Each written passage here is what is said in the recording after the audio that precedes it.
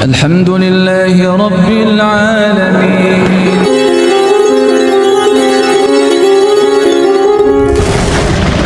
Jadi kalau ada orang tua yang punya anak umur 10 tahun ke atas tidak sholat, itu dibiarkan aneser, Ustaz masih ngantuk, itu namanya tidak sabar. Sabar menurut Allah SWT dalam hal ini adalah ya dipukul, Pak. Nah, sabar di dalam peperangan itu ya harus bunuh musuh gitu.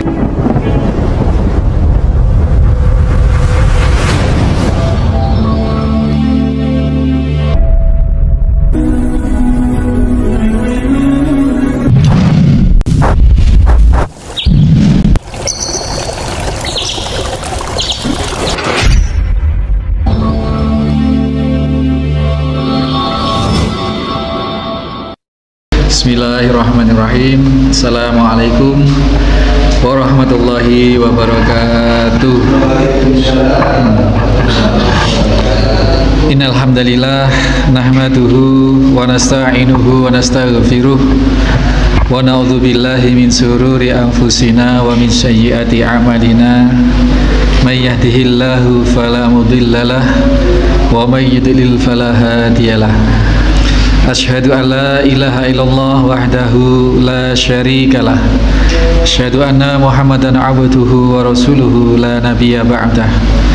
Allahumma salli wa sallim wa barik ala Muhammadin wa ala alihi wa sahbihi wa mawalah. Hadirin hadirat jamaah Masjid Al-Muslimun Curah Jeru Panji Situbondo rahimani wa rahimakumullah. Pelajaran yang ketiga, di situ bisa kita lihat betapa Rasulullah SAW itu bersifat kasih sayang terhadap umatnya.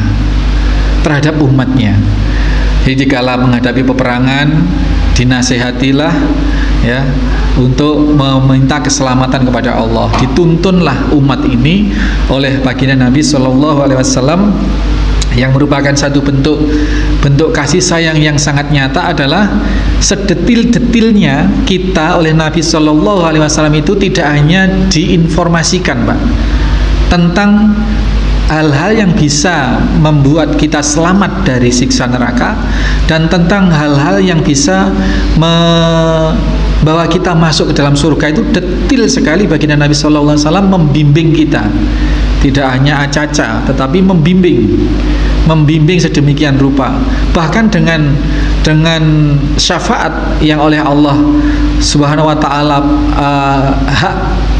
dihakkan kepada Nabi SAW untuk memberi syafaat kepada umatnya nanti. Maka ini bentuk kasih sayang yang paripurna, di mana umatnya yang harusnya masuk neraka, atas syafaat beliau bisa masuk surga. Dan dikabarkan kelak di surga itu 2/3 dari penduduk surga itu adalah umat Nabi Muhammad SAW. Yang sepertiga itu umat nabi-nabi yang lain. Ini karena sedemikian besarnya pembelaan Nabi SAW kepada umatnya. Di salah satu hadis dinyatakan bahwasanya perumpamaan aku dengan umatku itu seperti seseorang yang menyalakan api, dan orang yang menyalakan api itu mau masuk ke dalam api. Aku sampai gandolin ikat pinggangnya, aku gandoli, aku tarik ikat pinggang, tetapi kalian masih maksa masuk ke dalam api. Ini kondisi real bagaimana Nabi SAW berupaya sekuat tenaga untuk agar umatnya ini tidak masuk neraka, Pak. Tapi faktanya justru umat manusia ini, umat Rasulullah SAW ini yang maksa untuk masuk neraka dewi itu, Pak. Sudah digandoli dengan Nabi. Ini betapa kasih sayangnya beliau kepada Nabi SAW. Dan dalam konteks hadis ini Nabi SAW berdoa, Allahumma munzilal kitabi wa bujiras sahabi wa hazimal ahzab. Wahai zat yang menurunkan kitab dan yang memperjalankan awan dan yang menghancurkan musuh-musuh, maka izimhum, hancurkanlah mereka musuh-musuh itu, wansurna alaihim, dan lindungilah atau tolonglah berilah pertolongan kami dari mereka. Ini sedemikian Rasul melindungi kaumnya. Jadi untuk yang berikutnya, dari kejadian ini bisa kita ambil satu pelajaran bahwasanya di dalam berjihad atau di dalam berupaya melakukan jihad fisabilillah, di dalam mengupayakan semua kebaikan gitu, kita Rasul SAW tidak menyandarkan pada kekuatan fisik belaka. Di situ pasukan banyak, pasukannya jelas, Rasul itu pasukannya banyak, tetapi toh tidak menyombongkan diri, wis mentang-mentang pasukan banyak, terus tidak bersandar kepada Allah Subhanahu wa Ta'ala. Kita pun Bapak Ibu sekalian, ekonomi kita sudah settle, sudah mapan, itu belum jaminan keluarga kita bahagia, belum jaminan anak-anak kita juga bisa kita antarkan jadi anak yang soleh, yang solihah. Oh Ustadz, saya sudah nggak mikir sudah sekarang, harta saya dimakan 7 turunan nggak mungkin habis.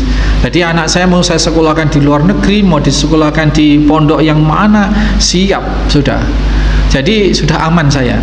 Tidak seperti itu Pak. Itu namanya mengandalkan sesuatu yang bersifat fisik.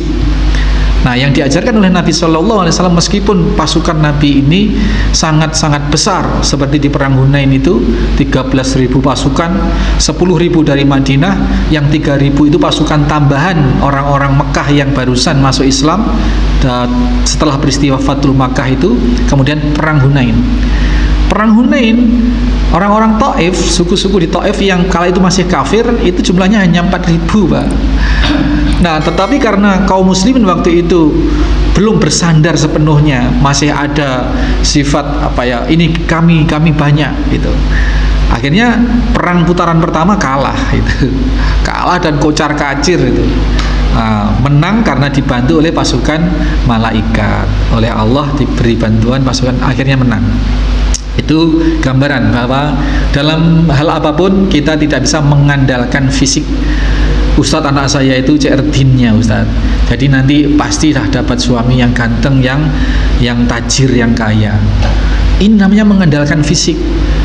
Atau yang laki-laki, anak saya Ustadz S2 sudah kerja di Pertamina atau di ini, nanti pastilah istrinya dapat istri yang solehah, yang anaknya orang pejabat dan lain sebagainya. Nah, ini namanya menyandarkan pada keberadaan fisik, dan ini dilarang. Kemudian faedah yang kelima yang bisa kita ambil, bersabar untuk teguh di dalam berhadapan dengan rintangan atau dengan musuh. Dalam konteks ini dikatakan adu atau musuh karena memang ceritanya ini dalam hadis ini adalah ketika berhadapan dalam peperangan, maka bahasanya adalah musuh. Tetapi sekali lagi, karena kita tidak berada di zaman peperangan, maka musuh yang kita bahas di sini bisa kita analogikan dengan musuh manusia itu adalah setan. Setan itu dalam bentuk jin, makhluk halus, ataupun dalam bentuk manusia. Setan itu bisa berupa gangguan fisik maupun setan yang menghembus-hembuskan di dalam hati kita, yang mengajak kepada innama ya'muru bisu wal fahsya wa antaqulu 'ala Allah ma la ta'lamun.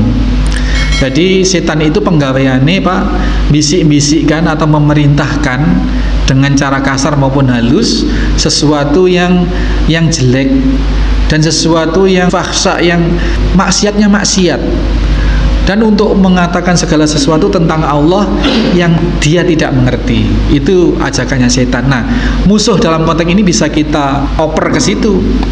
Nah, di dalam rangka menghadapi musuh kita harus bersabar. Bagaimana Ustadz? Di dalam peperangan kok bersabar itu loh. Akhirnya nggak bacok. Kalau mau dibacok dikasihkan gitu, ya enggak Pak. Dulu sudah kita bahas di awal-awal. Sabar itu adalah berada di dalam ketaatan kepada Allah. Sabar itu adalah lurus tegak di dalam hukum-hukum Allah, itu sabar. Nggak punya beras, agar dikatakan sabarnya gimana? Ya kerja, cari uang beli beras. Yang nggak sabar itu nggak punya beras, nyuri atau menipu orang gitu. Jadi sabar itu adalah definisinya senantiasa berada di dalam ketaatan kepada Allah. Mukul anak itu juga bisa dikatakan sabar apabila tepat, Pak. 7 tahun diajari sholat, dibimbing, diajak sholat, dicontohin sholat, dibiasakan sholat. Kalau sampai umur 10 tahun tidak mau sholat, itu harus dipukul. Jadi kalau ada orang tua yang punya anak umur 10 tahun ke atas tidak sholat, itu dibiarkan, seru Ustaz, masih ngantuk, itu namanya tidak sabar. Sabar menurut Allah SWT dalam hal ini adalah ya dipukul, Pak. Nah, sabar di dalam peperangan itu ya harus bunuh musuh gitu loh. Jadi bersabar dengan penuh keteguhan, dengan penuh ketawakalan kepada Allah, dengan penuh niat jihad fisabilillah. Ada musuh ya dibunuh musuh. Kejam Ustaz, nggak sabar itu. Bukan itu. Bersabar maksudnya berada di dalam ketentuan Allah Subhanahu wa Ta'ala. Ini ya, jadi yang dimaksud sabar itu seperti itu.